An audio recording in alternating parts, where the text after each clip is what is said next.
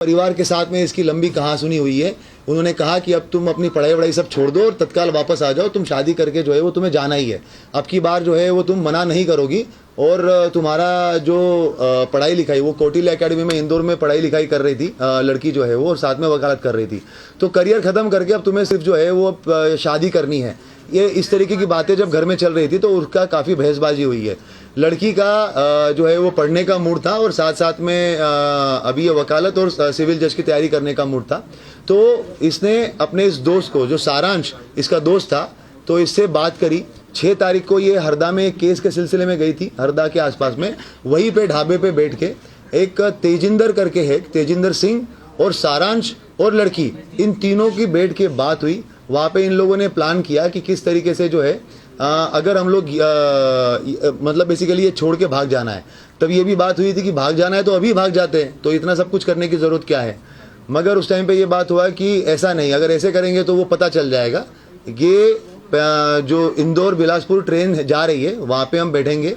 चलती ट्रेन में से अगर चले जाएंगे तो बहुत सारी हो सकता है कि मिसिंग पर्सन रिपोर्ट कायम होगा। मिसिंग, क्योंकि वो खुद भी एडवोकेट थी, वो ये जानती थी कि भाई जीआरपी में मामला कायम होगा और वहाँ पर बहुत ज़्यादा ये मिसिंग पर्सन वगैरह जो है वो ऐसे होते रहते हैं। तो हो सकता है कि वो मामला जो है वो ऐसे ही निकल जाए और उसके बाद में हम लोग जो है वो अपनी अलग आइडेंटिटी से अपनी अगली लाइफ स्टार्ट कर, मतलब मैं अपनी अगली लाइफ स्टार्ट कर लूँगी।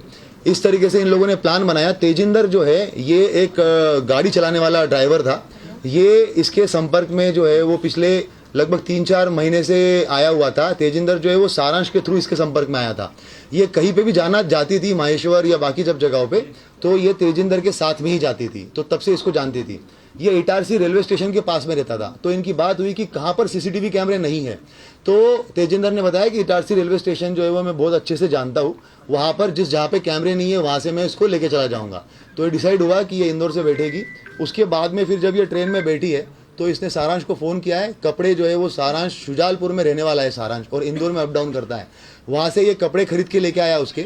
ये एक अपनी XUV 700 XUV गाड़ी से जो है वो बाय रोड वहाँ पे इटारसी तक आया और नर्मदापुरम तक आया। नर्मदापुरम में इसको तेजिंदर मिला। तेजिंदर के साथ में इसने उसको कपड़े दिए। तेजिंदर जो है वो नर्मदापुरम में ट्रेन में बैठा हुआ है। ट्रेन में बैठने के बाद में इसने लड़की को कपड़े दिए। उसके बाद में जो सारांश है ये लड़का पहुंचा इटारसी बाय रोड। उसके बाद लड़की ने जो है वो अंदर ही अंदर कपड़े वपड़े चेंज किए ताकि उसको कोई पहचान ना सके। उसके बाद में ये A2 B3 कोच में ये थी, मगर ये A2 कोच से अलग से बाहर निकली इटारसी में। इटारसी में ऐसे बाहर निकली कि क्योंकि तेजिंदर को पूरा पता था कि कैमरे का सिस्टम कहाँ कहाँ पे है और कहाँ पे नहीं है, तो आउटर एरिया में इसने जो है वो लड़की को उतारा और वहाँ से उसको लेके चला गया। और बाहर जो है वो सारांश वेट कर रहा था। तो वहाँ पर उसने जो है वो लड़की को लेके जाकर सारांश को दे दिया। लड़की ने अपने मोबाइल और घड़ी जो है वो तेजिंदर को दे दी और बता दिया कि भाई इसको जो है ये आपका बागतवा और मिडघाट वाला जो एरिया है उस तरफ कहीं तो फिकवा देना, ताकि ये बात हो जाएगी। तेजिंदर से उसने ये भी बात की थी कि हम लोग 3-4 लड़कों से एक रिपोर्ट लिखवा देंगे कि भाई कोई तो लड़की वड़की जो है वो यहाँ पे गिर गई है करके ऐसा। और ट्रेन में जब आगे गाड़ी वाड़ी रहेगी तो वहाँ पर हम लोग जो है वो कंप्लेंट करवा देंगे। ये सारी बातें हो गई और उसके बाद में उसको मोबाइल और घड़ी वगैरह दे दिया। लड़की जो है वो सारांश के साथ में आगे चली गई। कोइंसिडेंटली सारांश तो एक व्यक्ति को भी साथ में लेके आया था, तो वो भी, उसको भी हम लोगों ने राउंड अप करके उससे बयान लिये हुए हैं। वो चश्मदीद गवाह है। उसके बाद में घटना ये हो गई कि तेजिंदर को उसी टाइम पे दिल्ली की पुलिस उठा के लेके चली गई। क्यों? कारण तेजिंदर जो है वो किसी फ्रॉड के मामले में आरोपी था। तो उसी रात, सेम रात को 1 बजे जो है वो ये घटनाक्रम होता है और अगले 1 घंटे में तेजिंदर को पुलिस उठा के लेके चली जाती है। अब जब ये पूरा मामला हमारे पास में आता है, लड़की जानबूझ के सामान पूरा के पूरा सीट पे छोड़ के गई ताकि हम लोग ये सोचे कि लड़की हो ना हो कहीं पे गिरी है, वो कहीं पे भागी नहीं है। अगर भागती तो पूरा सामान लेके जाती।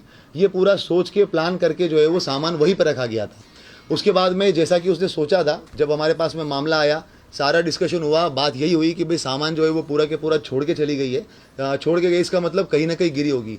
और मिडघाट और वो वाले एरिया का भी जानबूझ के वो मोबाइल जो है वो उसी एरिया में बंद हुआ था। तो हम लोगों ने वहाँ पर पूरा सर्चिंग ऑपरेशन भी चलाया, पूरे थानों में भी हम लोगों ने बात करी, वो सारी चीज़ें करी। मगर उसी टाइम पे एक चीज़ और, सारांश के साथ में जब बात हुई थी तो स्टार्टिंग में जब जनवरी में उसकी बातें हुई थी तो कॉल पे बात होती थी, मगर उसके बाद में व्हाट्सएप कॉल हुआ था। तो वो उस वजह से जो है उसके साथ में वो बातें जो है वो सीडीआर में डिटेक्ट नहीं हो पाई। हम लोगों ने आईपीडीआर निकालने के बाद में उसका नंबर जो जब वापस आया और पता चला कि इससे वापस ये बात हो रही थी और ये लड़का छूट गया है पूछताछ करने के लिए, उसके बाद टीम जो है वो उस तक पहुंची है। तेजिंदर को जब हम लोगों ने ये पता किया, तेजिंदर का नंबर मिला और जब हम लोगों ने उसके बारे में डिटेल पता किया तो हम लोग काफ़ी श्योर हो गए थे कि तेजिंदर इस मामले में लिंक्ड है। मगर जैसे ही हमें पता चला कि ये जो है वो चोरी के मामले में दिल्ली पुलिस उठा के लेके गई है, तो हमें फिर स्टार्टिंग में लगा कि हो सकता है कि ये किसी दूसरे मामले में होगा। पर जब सारांश को उठाया गया और सारांश से जब पूछताछ हुई तो उसने बताया कि तेजिंदर, लड़की और इसने सबने मिलकर ये प्लान किया था। लड़की सारांश के साथ गई, शुजालपुर में गई है, वो गाड़ी में ही रही, कहीं पे बाहर उतरी नहीं। इन लोगों ने इसका चीज़ का ध्यान रखा कि कहीं पे भी टोल नाका नहीं आना चाहिए, क्योंकि पुलिस जो है वो टोल नाके पे भी सीसीटीवी कैमरे देखती है और अगर गाड़ी के थ्रू RFID से अगर पैसा कट जाता है तो उससे भी जो है वो डिटेक्ट हो सकता है। तो इन्होंने टोल नाका अवॉइड किया और ऐसे ऐसे रास्ते से गए जहाँ से टोल नाका नहीं हो। शुजालपुर गए, शुजालपुर के बाद में फिर ये ऑर्बिट मॉल के आसपास से कहीं से इन्होंने एक दूसरा मोबाइल खरीदा और लड़की, जब तक मीडिया में इस चीज़ का काफ़ी हाइप हो गया था तो जितना इनको एक्सपेक्टेशन था कि मामला एकदम सिंपल तरीके से निपट जाएगा, तो वो लगने लग गया कि अब तो ये नहीं होगा, तो इसको मध्य प्रदेश छोड़ के कहीं तो जाना पड़ेगा जहाँ पे अलग भाषा के लोग हैं। तो इन्होंने हैदराबाद चूज़ किया। उसके बाद ये बुरहानपुर गए, बुरहानपुर से इन लोगों ने जो है वो हैदराबाद की बस पकड़ी। हैदराबाद में जाने के बाद में ये 2 दिन 1 रात जो है वो हैदराबाद में रहे। फिर जब मामला और ज़्यादा हाइप पकड़ने लग गया तो जो सारांश है, ये ड्रोन का जो एक नया स्टार्टअप इसने डाला हुआ है और इसका जो क्लाइंट बेस है वो नेपाल में भी कुछ है। तो इन लोगों की पहले वो बात हो चुकी थी, तो इनकी बात हुई कि अब इसको जो है वो भारत छोड़ के ही हम लोग जो नेपाल की तरफ चले जाएंगे। उसके बाद फिर इन्होंने बस पकड़ी, बस पकड़ के जोधपुर से दिल्ली, दिल्ली से उसके बाद में जो है ये कुछ दिन वो काठमांडू चली गई, लड़की काठमांडू चली गई, लड़का जो है वो वापस आ गया। और लड़के ने ये भी किया कि जो इसका मोबाइल था उसको जब मेन टाइम था उस टाइम पे उसने एरोप्लेन मोड पे करके पूरा के पूरा बंद कर लिया। बाकी टाइम में मोबाइल जो है वो अपना वहीं पे रखकर और दूसरी सिम इशू करवा के पिता के नाम पे उस मोबाइल को उसने पूरा टाइम चलाया, क्योंकि जब सारांश का नाम अगर आए तो मोबाइल जो है वो इंदौर में ही दिखे और उसके ऊपर कोई शक ना जाए। और पिता की अलग से, क्योंकि नई सिम थी, वो तो कुछ कहीं पे कुछ कनेक्शन था ही नहीं उस चीज़ का, तो वो सिम जो है वो उसने अपनी अलग से इस्तेमाल करी। काठमांडू छोड़ के ये वापस आ गया। उसके बाद में 3-4 दिन तक रहा, जब पुलिस ने इसको राउंड अप किया हम लोगों ने सारांश को, और उसके बाद में जब चीज़ें निकल के आई तो उसके थ्रू नया नंबर जो था उसका, उससे बात कर और उसको वहाँ से बॉर्डर तक बुलवाया गया और बॉर्डर पे लाखीमपुर खीरी पुलिस की मदद से हम लोगों ने जो है वो लड़की को बरामद किया। बरामद करके जो है वहाँ से दिल्ली, और दिल्ली से अभी सुबह सुबह फ्लाइट से यहाँ पे लेके आए हैं। अगर कोई अलग और कुछ सवाल पूछना चाहता है तो एक एक करके पूछते हैं। हाँ, आपको मास्टरमाइंड कौन है इस केस का? पूरा मास्टरमाइंड तरीके से पहले इनका क्वेश्चन का जवाब दे देता हूँ। फिल्म देख के वैसा कुछ नहीं है। लड़की एडवोकेट है, पहले भी छात्र नेता रह चुकी है, सिविल जज की तैयारी कर रही है, काफी कुछ चीजें उसको पता है, GRP का काम करने का तरीका, DF का काम करने का तरीका, मिसिंग पर्सन का कितना इंपॉर्टेंस होता है, क्राइम का कितना इंपॉर्टेंस होता है, 363 का कितना इंपॉर्टेंस होता है, ये सारी चीजें उसको पता है। तो जो प्लान बना है वो तीनों लोगों ने मिलकर आपस में बना के और उसके बाद में फिर एग्जीक्यूट किया। एक एक करके मैं सभी तेजिंदर को कोई पैसे वैसे दिए थे इन लोगों ने मदद करने के लिए? हाँ, ये तेजिंदर का एक सवाल पहले जो है मैं इसका जवाब दे देता हूँ। तेजिंदर जो है ये सारांश जब इंदौर में रहता था लगभग 2021-22 के बीच में, तो आमने सामने रहते थे। उस टाइम पे इन लोगों का कुछ पैसों का लेन देन हुआ था। तेजिंदर ने काफी लोगों से उधारियां लेके रखी थी, तो उसमें सारांश से लगभग 2 से 2.5 लाख रुपए लिए हुए थे। तो वो जो पैसों का लेन देन था वो उनका चल रहा था, 2.5 लाख रुपए वो दे नहीं रहा था। तो उसी चीज के लिए फिर ये काफी बात होने लग गई, तो ये उसका ड्राइवर बन गया और उसके बाद में फिर उस चीज का कि भाई तुम्हारा जो पैसा दिया हुआ उसी में से कुछ निकाल लो। इस तरीके से वो तेजिंदर जो है वो इन्वॉल्व हुआ उसमें। राम तोमर वाली बात मैं पहले कंप्लीट कर लेता हूँ। राम तोमर जो है गुमशुदगी वाले मामले में कहीं से कहीं तक इन्वॉल्व नहीं है, मगर राम तोमर की जो पहचान है वो लगभग ग्वालियर जबलपुर में जब लड़की प्रैक्टिस करती थी उस टाइम पे किसी के थ्रू ही है। लड़की से हमने बातचीत करी है, आप भी अलग से अभी बाद में भी उससे जब भी बातचीत होगी तो जानकारी में आएगा। लड़की का कहना है कि राम तोमर को आज तक उसने चेहरा भी नहीं देखा उसका, मगर राम तोमर उसको लगातार फोन करता था और उसने बीच में 3 से 4 बार उसके टिकट्स बना दिए थे, जो एक भी टिकट में वो वापस गई नहीं है। उसका ये कहना था कि तू ग्वालियर आ जा और ग्वालियर में जो है वो प्रैक्टिस कर। वो थोड़ा परेशान थी उससे कि वो बार बार फ़ोन क्यों करता है करके। जब वो ऑफिशियल काम है तब तक तो ठीक है, पर बार बार फ़ोन क्यों करता है। मगर जो गुमशुदगी वाला पार्ट है उससे राम तोमर का कुछ भी लेना देना नहीं है। कोई क्वेश्चन? सारांश ने ये आउट ऑफ द वे जाकर के इस तरीके से उसकी हेल्प की, क्या कोई लव अफेयर का भी मामला था या सिर्फ लड़की डिनाई करती है, लड़की बताती है कि वो मेरा दोस्त था, बाकी तो और वो अच्छे से इस सवाल का जवाब दे पाएगी। लेकर भी गई लड़की।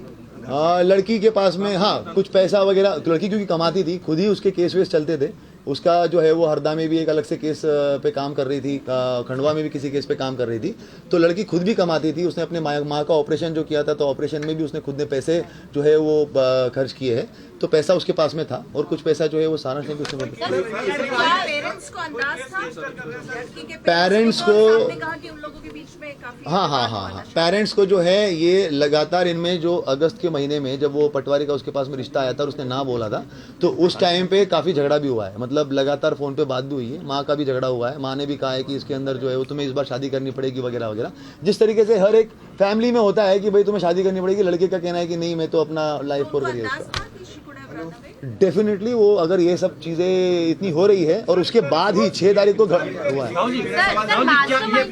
ये पूरा एक साजिश के तहत हुआ है, तो क्या इस पूरे मामले में कोई एफआईआर दर्ज करेंगे सर? अभी तो क्योंकि मेन जो है वो लड़की ने सोच समझ के अपने पूरे होशो आवाज़ में कंसेंट में ये सारी चीज़ें करी है, तो अभी तो वो मिसिंग पर्सन में ही रहेगा। कोई ऐसा अभी तक बयान नहीं आया हो जिसके अंदर कोई क्रिमिनल केस है। मास्टरमाइंड अगर कहेंगे तो ये तीनों लोगों ने आपस में मिलकर ये प्लान बनाया हुआ है, जिसमें मेन प्लान जो है वो लड़की का है, और बाकी जो वो उस तरीके की चीज़ें हैं कि कहाँ पे हमें सीसीटीवी कैमरे बाईपास करने हैं, रोड्स कहाँ पर निकल के आ जाएंगे, नेपाल में कौन मदद करेगा, वहाँ पे किसकी मदद होगी, तो ये तो बेसिकली तीनों ने मिलकर यही सवाल ही उठ रहा है कि 3-3 4-4 जिलों की पुलिस लगातार सर्च कर रही थी, काफी परेशान है वो, तो उसके बाद भी कोई अपराध नहीं बन रहा। अभी तक तो कानूनन जो है इसमें कोई ऐसा आपराधिक सेक्शन तो अट्रैक्ट नहीं कर रहा है, इसमें जरूर जो है वो हम लोग और भी लीगल ओपिनियन भी ले लेंगे, मगर अभी तक इसमें कोई भी ऐसा राम तोमर एक तरफा लव करता था, जिस तरह परेशान कर रहा था, कोई इस तरह की बात भी सामने आई।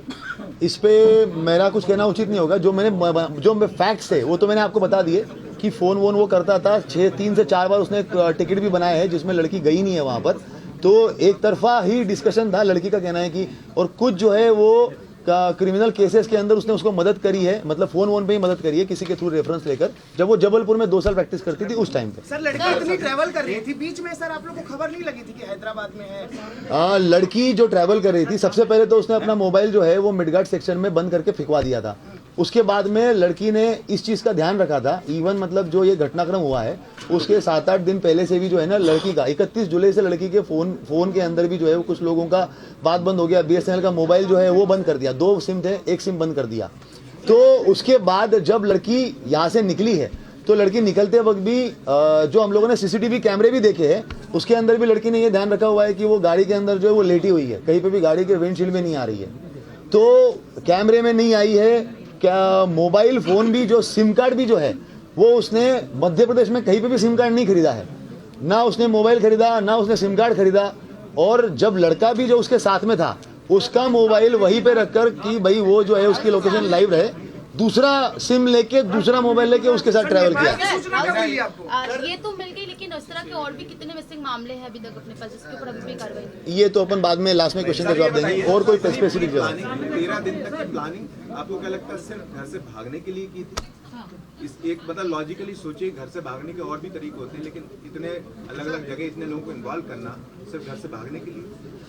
देखिए बात एकदम वैसी है, मतलब ये लगभग हम लोग जो है वो लड़के से भी 2-3 दिन से पूछताछ कर रहे हैं, 2 दिन उससे भी पूछताछ करते करते हो गए, साथ साथ में लड़की से भी बातचीत करते हो गया, मगर एक ये है कि लड़की लगातार वो रिश्तों को डिनाई कर रही है, उसको वहाँ से निकलना है, परिवार का प्रेशर, सोशल प्रेशर जो आज की तारीख में यंग जनरेशन में जिस तरीके से बार बार इस तरह के केसेस देखे जाते हैं, और लड़की एडवोकेट है, उसको पता है, उसको लग रहा है कि भाई GRP में मूविंग ट्रेन में अगर होगा तो कहीं ना कहीं वो मृत घोषित कर जो है वो मामला रफा दफा हो जाएगा और मैं अपनी नई आइडेंटिटी के साथ में चली जाऊंगी, उस तरीके से उसने प्लान बनाया हुआ है। मामला भी उसी तरह का है कि घर वाले जबरदस्ती शादी कराना चाह रहे थे, इसलिए उससे बचने के लिए। और जब ये जो इवॉल्वमेंट हुआ, मतलब इवॉल्व हुआ है मामला, वो तब इवॉल्व हुआ है, उसको एज ए एडवोकेट उसको ये था कि मिसिंग पर्सन रिपोर्ट को कोई बहुत ज़्यादा तवज्जो मिलने नहीं वाली है। जब वो मामला तुल पकड़ा, पहले तो वो शुजालपुर ही गए थे, वहाँ पे उन्होंने एक रूम जो है वो रेंट पे भी ले लिया था, मगर जब वो मीडिया में तुल पकड़ा तो उन्होंने बोला कि मध्य प्रदेश छोड़ना पड़ेगा। उस टाइम पे वो डिसाइड हुआ कि मध्य प्रदेश तो छोड़ना पड़ेगा। क्यों? क्योंकि मामला बहुत तुल पकड़ लिया है, लगातार सोशल मीडिया पे आ रहा है यहाँ पे, और कोइंसिडेंटली ये हुआ कि जिस जगह पे उन्होंने रूम रेंट पे लिया था वो किसी पास में ही पुलिस वाले का था, तो आते जाते जैसे ही मामला मतलब ज़्यादा तुल पकड़ेगा तो ये पुलिस वाला मुझे ज़रूर पहचान लेगा, तो इसीलिए यहाँ से निकलना बहुत ज़रूरी है। फिर ऐसे करके वो हैदराबाद निकल गई। हैदराबाद निकलने के बाद में जब मामला और ज़्यादा तुल पकड़ने लग गया तो उसके बाद में फिर जो है 14 अगस्त था जिस दिन वो दिल्ली पहुंची। 15 अगस्त के दिन जो है वो काठमांडू चली गई थी और 14 अगस्त को काठमांडू चली गई थी और 15 अगस्त को जो है वो लड़का उसको छोड़ के वहाँ से वापस आ गया था। तो ये पूरा जो डेवलपमेंट है 7 तारीख से लेके 14 तारीख तक का है, जो बीच बीच में उन्होंने सोचा है कि नहीं अब इतना हाइप हो गया है, अब इतना ये हो गया है, पूरी पुरजोर तरीके से कोशिश की जा रही है, तो हमें तो अब देश ही छोड़ना पड़ेगा। तो उसके बाद में फिर उसने वो लगातार उसने किया, मिसट्रीट किया, सारे दिन उसने बदले, तमाम तरह की चीजें, पुलिस परेशान होते, तो क्या आपराधिक मामला इस पर नहीं बनता? कोई दबाव है क्या इस पर? मतलब क्यों ऐसा? नहीं, ये आपराधिक मामले के बारे में ऐसा जो है इसमें, क्योंकि उसके साथ में कोई गलत घटना नहीं हुई है, वो खुद ही उसके अंदर मिसिंग पर्सन है, कानूनन उसके अंदर अभी तक तो कोई मामला नहीं बनता। मैंने पहले भी कहा इसमें हम लोग और विधिक राय भी लेंगे, अगर कुछ सेक्शन बनते भी होंगे तो उसके बारे में सोच लेंगे। आप लोगों की लगी थी? कितनी टीम हमारी लगी हुई थी? जैसे मैंने पहले कहा था कि हमारे सीसीटीवी फुटेज के लिए टीम लगी थी। लगभग भोपाल से लेके कटनी तक के सारे सीसीटीवी फुटेज हम लोगों ने खंगाले थे। साइबर टीम लगी हुई थी और साथ साथ में जो मेडगार्ड और वो सेक्शन में हम लोगों को सर्चिंग करनी थी, उसकी 30 लोगों की एक अलग टीम थी। तो कुल मिला के जो है वो 60-70 लोग हमारे लगातार इस पूरे 10-15 दिन इधर लगे हुए थे। सारांश पे तब शक हुआ। सीसीटीवी रहे होंगे सर पूरे जो आप लोगों ने खंगाले? सीसीटीवी तो मतलब ये है कि मतलब बता ही नहीं सकते, वो कम से कम 400-500 से ऊपर ही होंगे, क्योंकि हर स्टेशन पे 40-50 है सीसीटीवी। सबको निकालना, और सिर्फ स्टेशन नहीं, उनके आउटर एरिया और उनके जो बाहर के कैमरे हैं, मतलब कोई बाहर निकल रहा है तो उसके लिए भी वो भी कैमरे खंगालना। एक सारांश पे कब शक हुआ, ये एक अच्छा क्वेश्चन है। सारांश का ये था कि जब हम लोगों ने स्टार्टिंग में सबसे पहले जो है वो कोई उसकी डेथ तो नहीं हो गई, ये सब चीज़ों को हम लोगों ने जब रूल आउट कर लिया, तो मैंने बीच में भी एक बार बाइट दी थी कि हम लोग जो है वो उसको ब्रॉडन करेंगे पूरे सर्च के दायरे को। जब हम लोगों ने 6-7 महीने का पूरा चीज़ें खंगाली और उसके अंदर जब देखा कि वो किस किस से बात करती थी, सारांश का 2-3 कॉल बहुत लंबे थे, जबकि वो कॉल तो 2-3 ही थे मगर बहुत लंबे थे। जब उसका फिर हम लोगों ने IPDR निकाला कि ऐसा तो नहीं व्हाट्सएप कॉल से उसने बात करी हो, इसमें हम लोगों ने कटनी पुलिस जो है वो SP कटनी के द्वारा भी एक इनपुट दे दिया था उनके साइबर की तरफ से कि एक ये नंबर आया हुआ है और वो नंबर हमारे इससे मैच हो रहा था, सारांश से मैच हो रहा था। तो जब वो हमें जानकारी मिली कि यार ये लड़का कितनी क्यों बात कर रहा है और अभी तक इसको हमने पूछताछ नहीं कर पाए हैं, ये अभी तक इस दायरे में आया ही नहीं है। जब उसका दायरा बढ़ाया गया इन्वेस्टिगेशन का, और भी मतलब जो है 1 महीने को छोड़ के 6-7 महीने 10 महीने का पूरा रिकॉर्ड लेकर और उसके IP एड्रेसेस को लेकर और IP एड्रेसेस के बारे में जानकारी ली गई, तब वो सारांश का नंबर आया। और उसके बाद फिर सारांश को हम लोगों ने जब ट्रैक किया तो हमें पता चला कि अरे इस पे ये बात कर रहा था, और जब उसको उठा के लाए तो फिर तो चीज़ें फिर आसान हो गई। ठीक सर, काठमांडू तक पुलिस के तक संपर्क कैसे किया और कैसे उसको बुलाया, फिर कैसे बरामद? सारांश को जब हम लोगों ने पकड़ लिया, सारांश के पास उसका नंबर जो था, क्योंकि एक सेकंड, सारांश को जब हम लोगों ने पकड़ा तो क्योंकि काठमांडू में जो है वो उसी का कनेक्शन था, तो उसके बाद उसी से बात करके उसके कनेक्शन से बात की गई, लड़की से कांटेक्ट में आए, लड़की से बात की। जब ये पूरा एपिसोड चल रहा था उस दिन, ग्वालियर वाला भी उस दिन पूरा के पूरा एपिसोड चल रहा था, उसके एक दिन पहले से ही उसी टाइम पे हम लोग लड़की के कांटेक्ट में आ चुके थे कि वो काठमांडू में है। तभी मैं इतने स्ट्रांगली बता भी रहा था कि उसका कोई कनेक्शन नहीं है। और वहाँ पर जब हम लोगों ने काठमांडू में बात करी और उसको बात करके फिर बुलवाया, वो सारांश के थ्रू बुलवाया, और उसके बाद में फिर जो है वो तेजिंदर के बारे में हम लोग पहले एक बार इन्वेस्टिगेट, वो तो हमारा ये था कि 4थे या 5वें दिन हम लोग केस क्रैक कर चुके थे। हमें ये लग रहा था कि तेजिंदर ही है जिसके साथ लड़की गई है, मगर जब वो दिल्ली पुलिस आ गई तो तेजिंदर हमारा वापस साइडलाइन हो गया। अगर वो दिल्ली पुलिस उस दिन नहीं आती तो हो सकता था कि हम तीसरे दिन ही उस केस को क्रैक कर लेते तेजिंदर को पकड़कर, मगर वो घटनाक्रम ऐसा ही था जिसकी वजह से हम लोग उससे हटे। पर फिर सारांश के थ्रू वापस तेजिंदर तक जब पहुंचे तो हमारी एक टीम दिल्ली गई, दिल्ली में उसको तिहाड़ जेल के अंदर उसका जो है वो हम लोगों ने वापस अंदर जाके उससे पूछताछ करी, और फिर वापस जो दिल्ली पुलिस से बात करके 4 दिन का उन्होंने रिमांड लिया था, तो उस रिमांड में भी हम लोग वहाँ पर गए और बाकायदा उससे पूछताछ करी, और जब वो फैक्ट्स मिलान किए तो चीज़ें फिर हमें काफ़ी आसान हो गई। सर, इंदौर में जो CCTV आया था एक कार का, उसमें तेजिंदर ही था वो? इंदौर में CCTV आया था जिसमें वो एक बार देखना पड़ेगा, एक बार देखना पड़ेगा। परिजनों से बीच में अर्चना ने, जब आप लोग ने ट्रेस किया, जो कल बातचीत चली थी, बातचीत की थी या परिजनों को पहले से कुछ अंदाजा? जब हम लोगों ने सारांश को पकड़ लिया था और उसके बाद उस लड़की से बात करके उसको बात करके हम लोग जो है वो बुला रहे थे। तो जब उसने मान लिया कि अब मैं आ जाऊंगी और उसने काठमांडू से धनगढ़ी करके एक जगह है वहाँ तक की फ़्लाइट ले ली, तो उस दौरान में जब वो उसने अपने भाई से बात कर ली थी कि जब मैं आ ही रही हूँ तो अब मैं अपने परिवार वालों को भी बता देती हूँ। उसी टाइम पे वो ग्वालियर वाला इशू चल रहा था और जब आप सब लोग बोल रहे थे कि परिवार वालों से बात हो गई है, तो वो इसीलिए हुई थी क्योंकि पुलिस तब तक उसको बुला चुकी थी, धनगढ़ी तक वो आ चुकी थी। और अब वो ये था कि अब मैं आ ही रही हूँ तो मैं अपने परिवार से बात कर लेती हूँ, तो उसने अपने परिवार से उसने बात कर लिया।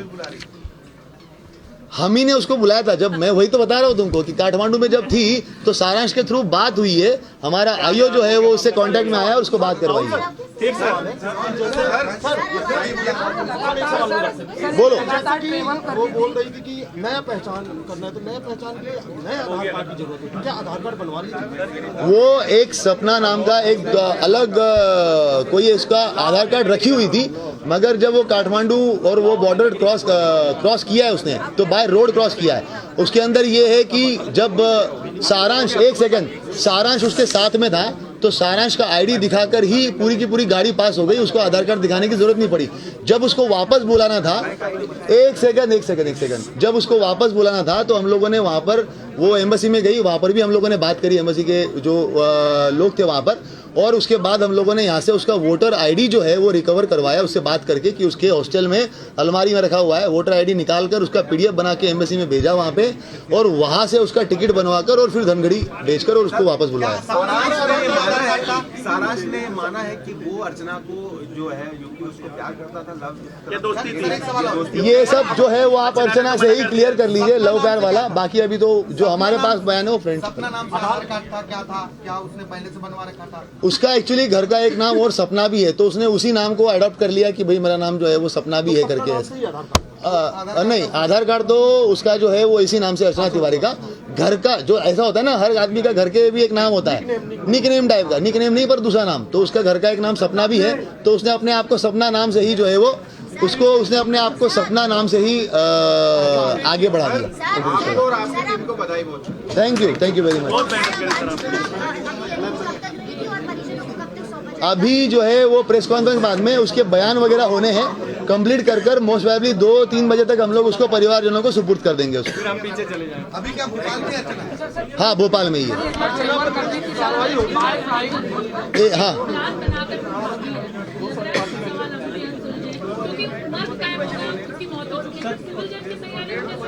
तेजिंदर और सबको मिलना इकट्ठा एक बड़ी साजिश।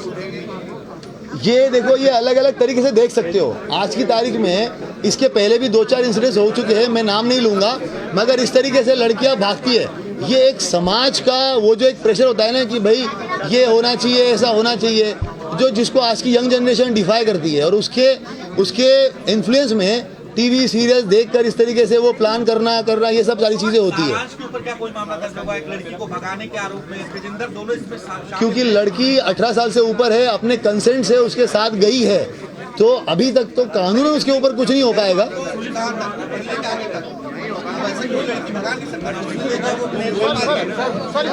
बालिक है, हाँ।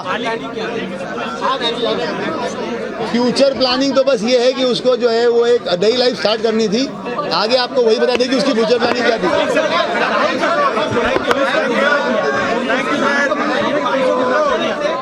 पुलिस के पास में गुमराह करने वाले अभी 376 में हजारों गुमराह करते हैं, कहाँ केस कायम होता है।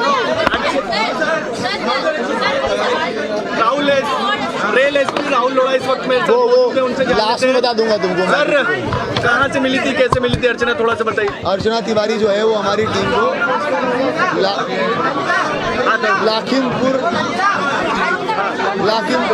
खीरी करके जो जगह है नेपाल बॉर्डर पर, वहाँ से मिली है, और उसको बरामद करके भी भोपाल लेके आया जाएगा। सर, क्या पूछताछ हुई है? कुछ बताया कि सारांश से कोई अफेयर था या किसी तरीके का?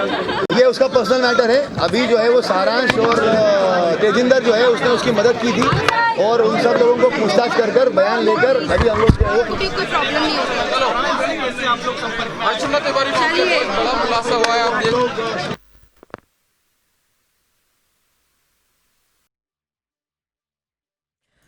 तो अर्चना मामले पर जीआरपी का बड़ा खुलासा, ये बड़ी जानकारी आप तक साझा कर दे। अर्चना तिवारी से जीआरपी की पूछताछ में एक बड़ा खुलासा हुआ है। देखिए, पहले इस पूरे मामले में राम तोमर का नाम संलिप्त तो बताया जा रहा था, लेकिन अब इस पूरे मामले में तेजिंदर का नाम, सारांश का नाम निकलकर सामने आया। सारांश से व्हाट्सएप कॉल के जरिए अर्चना बात किया करती थी। सारांश के साथ अर्चना शुजालपुर गई, टोल से बचते हुए दोनों सुजालपुर पहुंचे हैं, ये खबर सामने आ रही है। अर्चना ने जानबूझकर ट्रेन में अपना सामान छोड़ा था।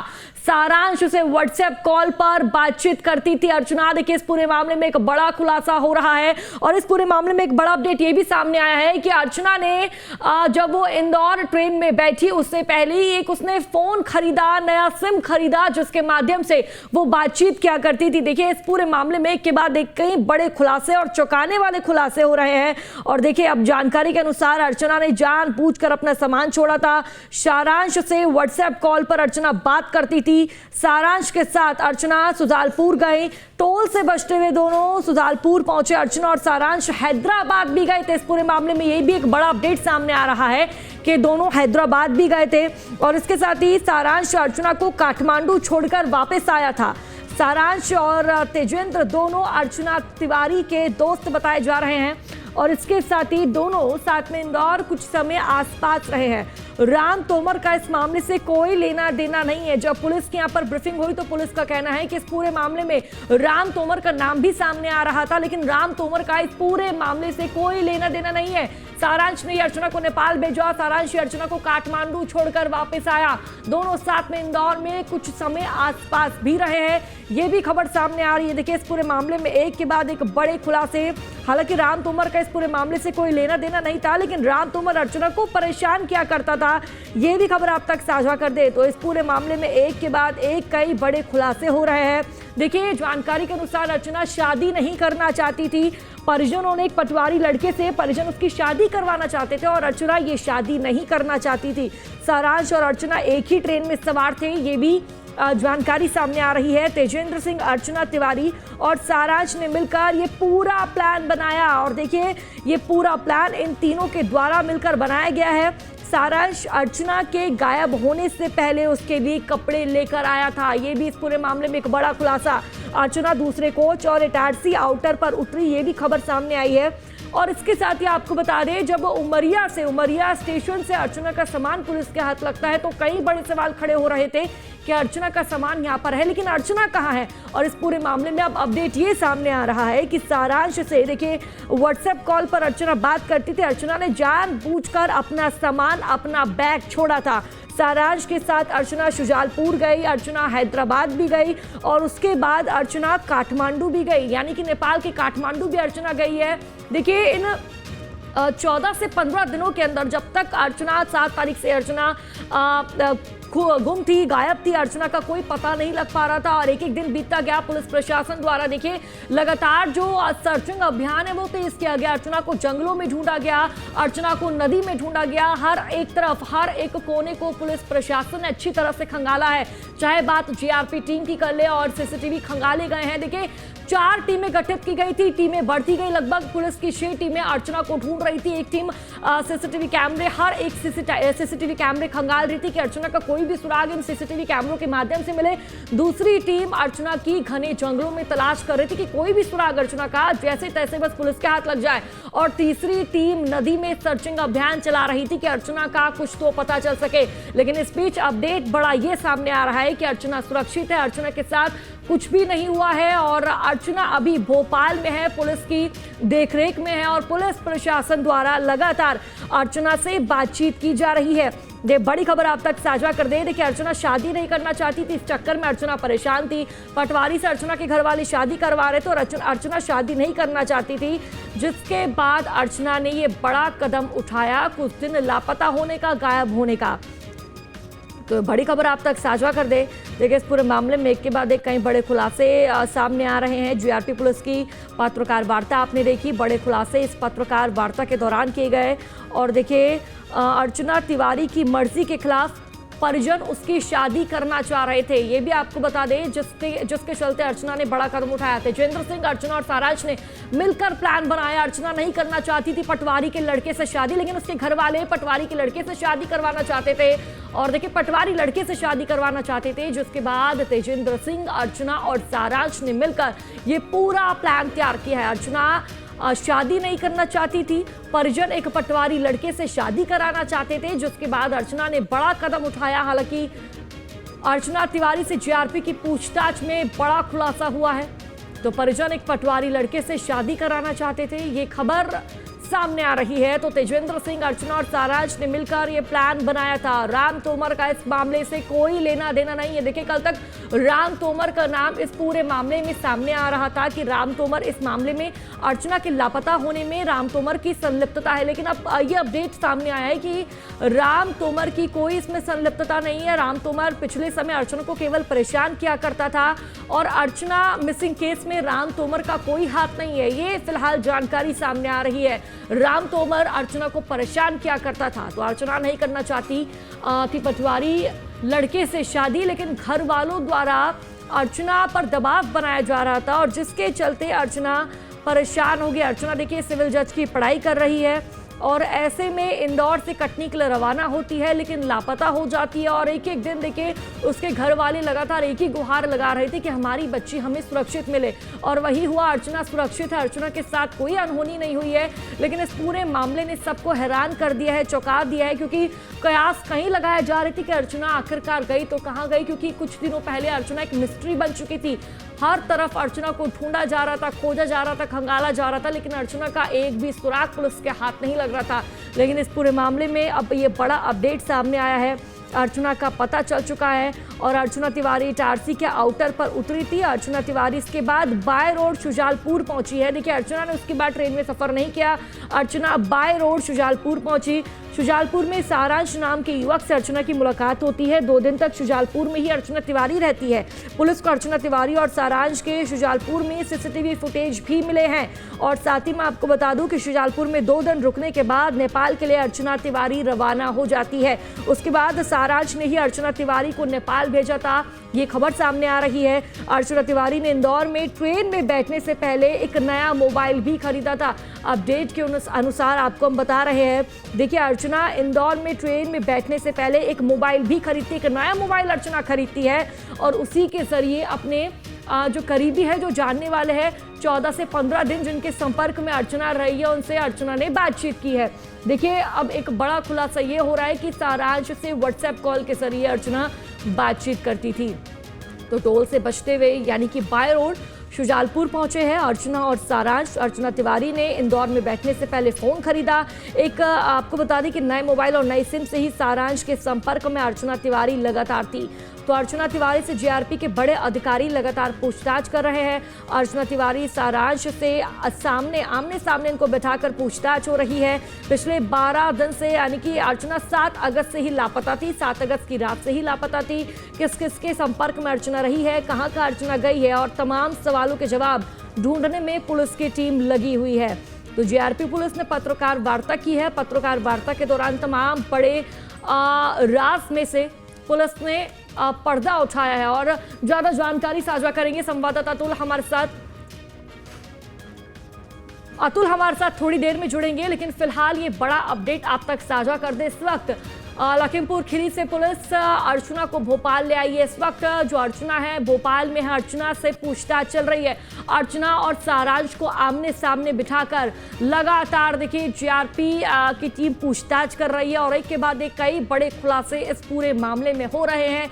इस पूरे मामले में पहले राम तोमर का नाम निकलकर सामने आ रहा था, लेकिन अब राम तोमर का इस पूरे मामले से कोई लेना देना नहीं है, ये भी एक बड़ा खुलासा हुआ है। लेकिन इस पूरे मामले में तेजिंदर और सारांश का नाम सामने आया है। सारांश और तेजिंदर दोनों अर्चना तिवारी के दोस्त हैं और इन तीनों ने ही प्लानिंग बनाई। अर्चना, सारांश और तेजिंदर ने प्लानिंग बनाई, इन तीनों ने प्लानिंग बनाई, जिसके बाद अर्चना देखिए अर्चना गायब लापता हो गई थी। और ज्यादा जानकारी साझा करेंगे संवाददाता अतुल हमारे साथ जुड़ चुके हैं। अतुल, इस पूरे मामले में एक के बाद एक कई बड़े खुलासे हुए हैं। भोपाल में इस वक्त अर्चना है, लेकिन अतुल इस पूरे मामले में एक नया अपडेट और नया खुलासा ये कि आखिरकार सारांश और तेजिंदर ये दोनों वही व्यक्ति है जिनके साथ मिलकर अर्चना ने पूरा मास्टर प्लान तैयार किया था। अतुल,